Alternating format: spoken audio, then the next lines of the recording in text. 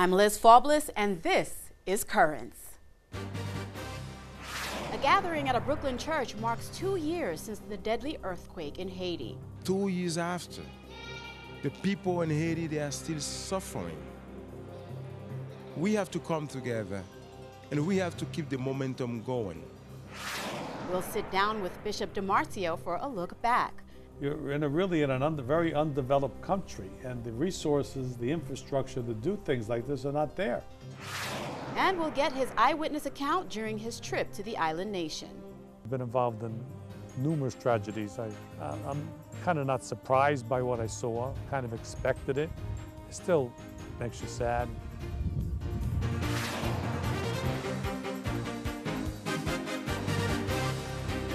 Good evening, and thank you for joining us. 2 years since the devastating earthquake struck Haiti, and more than 500,000 people on the island nation are still living in tents. Many of them don't even have basic necessities like running water, toilets, medical care, and something we know all about here in the U.S., jobs. Some of the blame for this can probably be placed on the slow process of putting relief funds to work. Although more than $4.5 million was collected, less than half has been put towards rebuilding and recovery. But one church official in Haiti is calling on the people of his country to build their own future. Port-au-Prince Archbishop Guy Poulard is urging people to put their hope in God. Poulard says Haitians cannot live only from international begging and that people need to roll up their sleeves. The Archbishop urged all the victims of the quake to have courage and know that the church is with them. A year ago, Pope Benedict selected Poulard to take the place of Archbishop Joseph Serge Millot, who died in the earthquake. And back in Brooklyn last night was also a time to remember and pray. The Brooklyn Diocese Haitian Apostolate gathered at Holy Family Church in Canarsie on the 2-year anniversary of the earthquake. We come tonight not to share tears, but rather to remember that we are Christians, that we are the people of the resurrection. That's why tonight the Lord said to us in this gospel, "Let not your hearts be troubled. Have faith in God, also have faith in me." They are here to commemorate their loved ones who have passed 2 years ago from the earthquake back in Haiti 2 years ago. That way they can remember them as a sign of not just death, but as life, because as Christians we believe in the resurrection. We believe that one day you will see again your loved ones. The body of Christ, you said, amen. That's when you believe that he destroyed death and restored life. If not, your faith is in vain. We believe as Catholic Christians that those who died in the earthquake have continued in life, and that we believe that as long as they were faithful, they will see the light of Christ, and they will meet their loved ones again one day. But in the meantime, we're praying for them.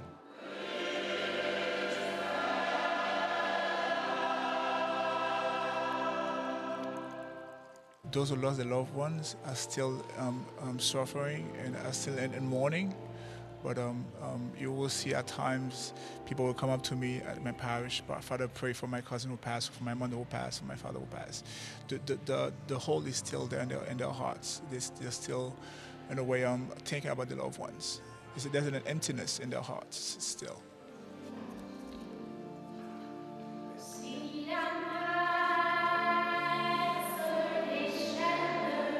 When we lit the candle, it made me remember my family members, the people suffering. 2 years after, the people in Haiti, they are still suffering. We have to come together, and we have to keep the momentum going. And we have to continue to work together to do everything that we can do to alleviate the suffering of our Haitian brothers and sisters in Haiti. I feel sad for those people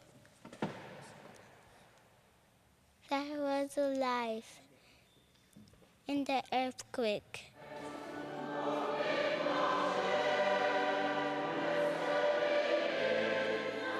there is hope for the church because of Jesus Christ and his presence in our lives and in the Eucharist that we come together to celebrate tonight.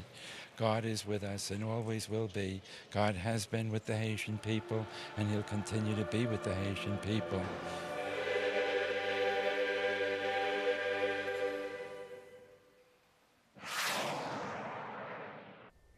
And we certainly do continue to pray for the Haitian community. Well, stay tuned. There is more currents ahead. Bishops in the U.S. speak out on same-sex unions. We'll find out why and get the rest of the day's headlines next.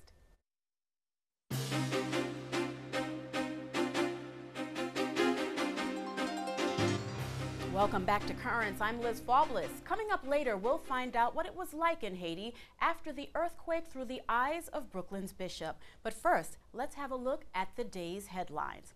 Well, a group of religious leaders here in the U.S. are speaking out against same-sex civil unions. 4 Catholic bishops are among the more than 36 people to sign a letter objecting to the idea of religious groups being forced to treat same-sex unions like marriage.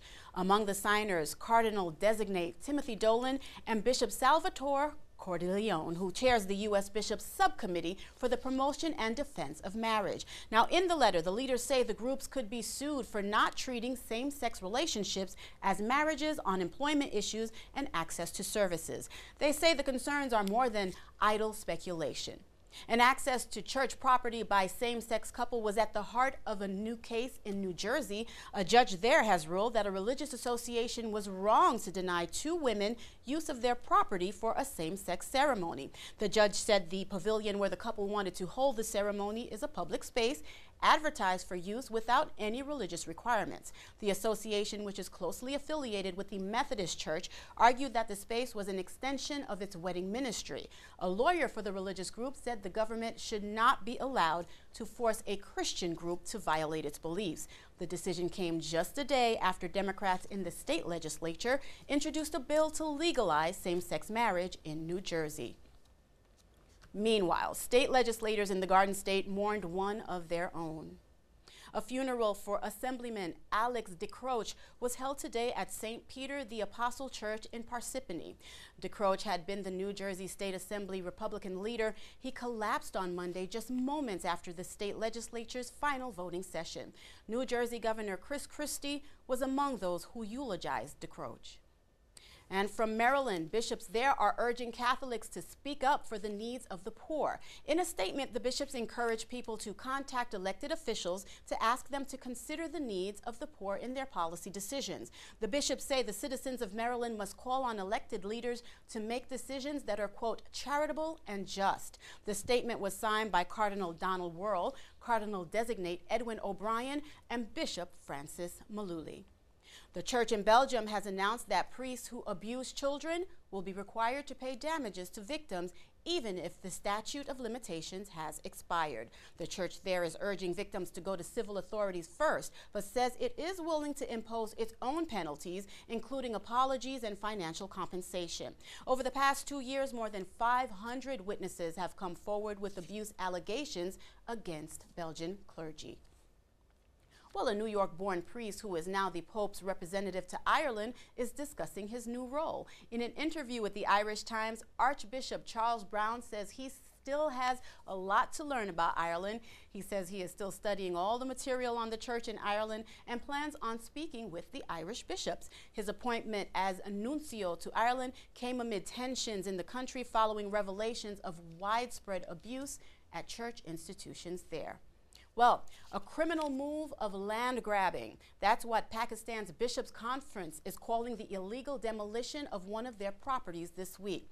The Commission Justice and Peace expressed their outrage in a note sent to the Vatican news agency Fidesz and gathered in Lahore to protest and assert their rights. The demolished property, which dates back to 1887, was run by a council of the Catholic Church and Caritas Pakistan. It included 2 acres of land, a nursing home, a girls' school, a convent, and a chapel.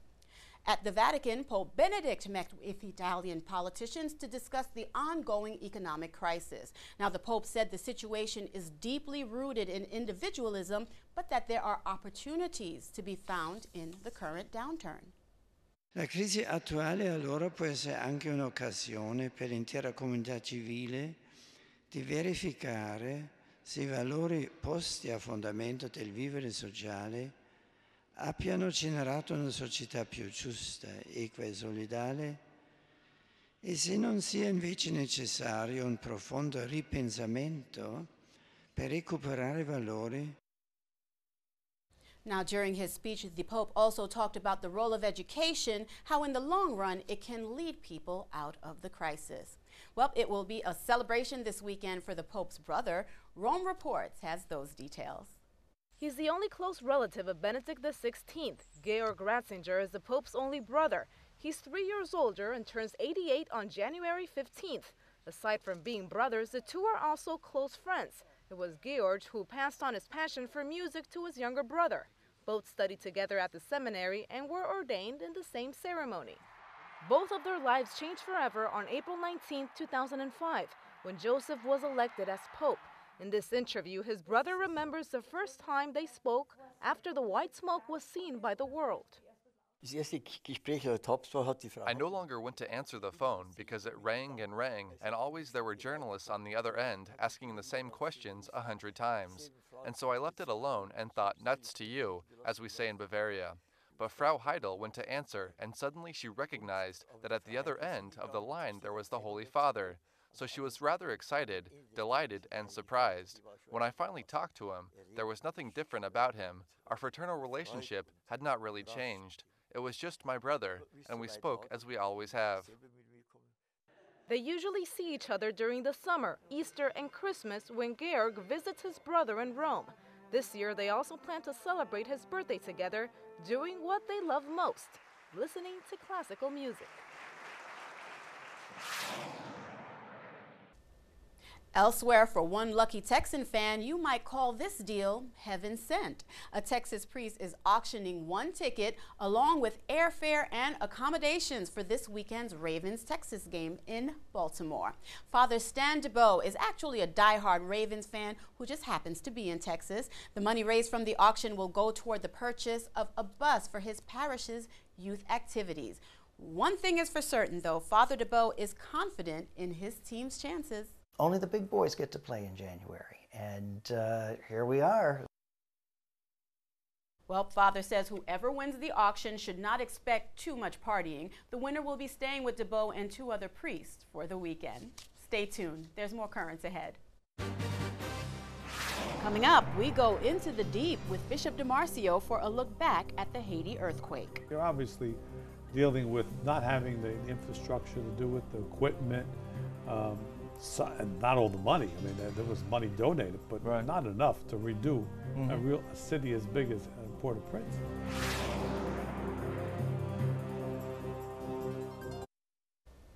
Well, it has been 2 years since a devastating earthquake in Haiti left the country in ruins, forcing its already impoverished people to fall further into distressed conditions. As charities and governments throughout the nation continue to express a committed desire to ramp up efforts to rebuild the island nation, one fact it seems remains alarmingly apparent: the progress of reconstruction remains painfully slow going. This lack of progress presents dangerous challenges to the country's population, especially the nearly 500,000 still forced to live in tent communities and unsafe conditions in the aftermath of the quake. Now, many in the Haitian community and throughout the world are asking, what has hampered relief efforts? Well, our news director, Ed Wilkinson, sat down with Bishop DiMarzio, who offered a profound first-hand look at the devastation in the underdeveloped nation. He also offered some perspective on what has impeded the rebuilding process. That's the subject of this week's Into the Deep. Well, welcome back, Bishop DiMarzio. Always good to be here. Good to see you. 2 years now since that devastating earthquake in Haiti, and unfortunately, not a lot seems to be getting done down there. What's your read on the situation? Well, it's a rather slow process. I think if you compare it to other natural disasters and even other earthquakes, it's probably a little slower than some of the other areas. But you have to understand too that you're really in a very undeveloped country, and the resources, the infrastructure to do things like this are not there. I know I worked in the assisting the Italian earthquake 1980, and it was in a more remote part of Italy, the Apennine Hills there, and it took them a little longer than it would if it was in a city. Now, when you're talking about Haiti, you're obviously dealing with not having the infrastructure to do it, the equipment, and not all the money. I mean, there was money donated, but not enough to redo a city as big as Port-au-Prince with the roads and everything. So, unfortunately, things take time, and this will take some more time. You were there shortly after the earthquake. You went down with a group of U.S. bishops to take a look at the situation. What did you see? Well, I saw a lot of rubble, and that wasn't being removed, and that was in the way of really free movement, et cetera, et cetera. And it was sad, but you know, they only had in the whole country 2 of these rubble crushers. They would be machines that can take concrete and you know, pulverize it, so you could use it for something else or get it out of the way. There's 2 in the whole country. Wow. You had a whole city that was devastated. So that's the kind of infrastructure problem that has just hampered anything happening fast. Now there are plans that they have worked on, have make sure that all the new construction is seismically adequate so it can withstand if any future earthquake. All of that's being worked on, so it is a question of waiting things out. Little by little, people are finding other accommodations outside the tents. Tent cities are slowly being dismantled, but in the meantime, people still are at risk. Yeah. You saw the cathedral there. That was devastated, and I know the seminary was hit particularly hard there. That was terrible. Do you have any reports on how the official church is doing down there? Well, again, there was an organization that was put together called POSH, which was all of the donors from outside, Catholic donors, and Bishop Sansarica is a member of that executive committee of POSH, and they're there to guide and help the church in Haiti use the funds that were donated for church construction, school reconstruction, anything that was church-based is going through that POSH organization. So I think they've started, they've got their staff now in place, and they're starting to make decisions about how to rebuild and what to rebuild. Yeah, and like you say, our own Bishop Sansarica is a native of Haiti, and he's actually, he went back down there just recently. He was there last week and the week before, and he was giving a retreat to the priest in one of the dioceses. And what else can we say to the people down there? You know, it's one thing to say you have to be patient, it's going to take a long time, but, you know, people who were there on the scene. I think the message to the people obviously is patience, but that they're not forgotten.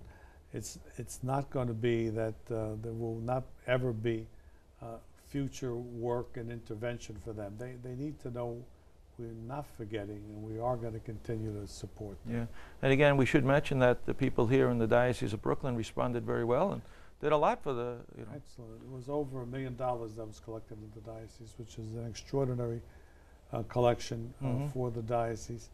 So that there was a great response, not just from the Haitian community, but from everyone. Yeah, and of course we have a good part of our church here in Brooklyn are Haitians, and we have many Haitian priests that we're indebted to, right? Very, very good response from the Haitians on vocations and ministering. Sure. Well, thanks again, Bishop, for being with us today. Okay. And stay tuned, there's more currents ahead. When we return, we get a first-hand look at the devastation through the eyes of Brooklyn's bishop. I'm glad I came to see for myself, to be able to explain to others, to try to also talk to people who might have something to do with facilitating moving this a lot more quickly.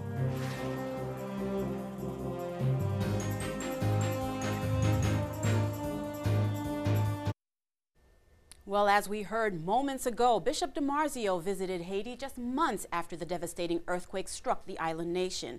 The quake was something that the country was not prepared for and ill-equipped to rebuild in the aftermath. Bishop DiMarzio got a first-hand look at the destruction and poverty in Haiti, and while he was there, we caught up with him, and tonight we bring you again his eyewitness.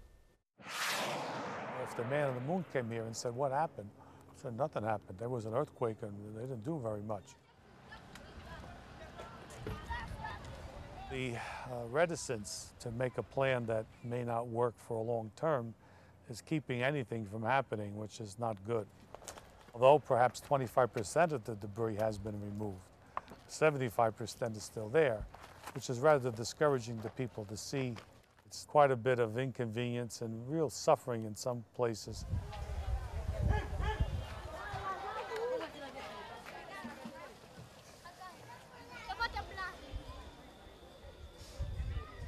It's not ever easy to see tragedies. As I said, I've been involved in numerous tragedies. I work with refugee situations, I work with earthquake situations. I'm kind of not surprised by what I saw, kind of expected it. It still makes you sad.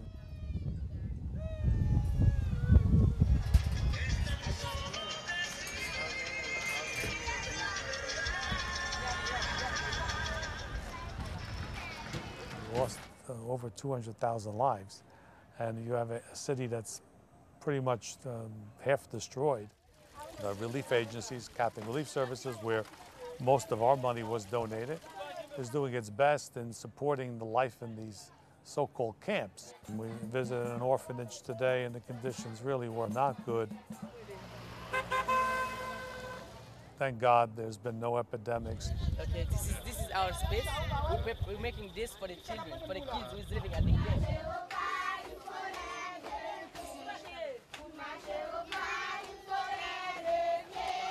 You don't see people very sad. I think they're as happy as they can be. People are in many places praying and near destroyed churches, just to be close to where the church was.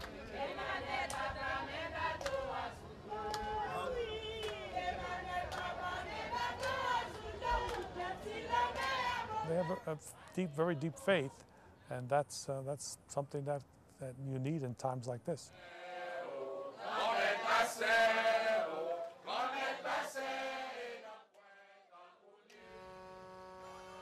I'm glad I came to see for myself, to be able to explain to others, to try to also talk to people who might have something to do with facilitating moving this a lot more quickly, but they need help. They can't do it by themselves, and they're in a position that they're open to taking assistance so that they can get themselves back on their own feet.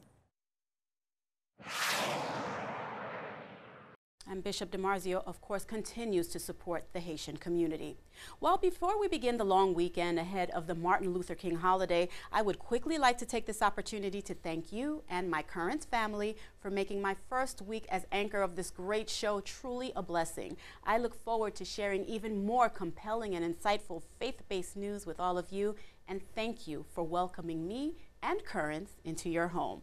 Well, that is all for this edition of Currents. Be sure to visit us online at currentsny.net. You can also connect with us on Facebook for the latest church news and follow us on Twitter. For all of us here at Currents, I'm Liz Faubles. Thank you for watching and have a great night.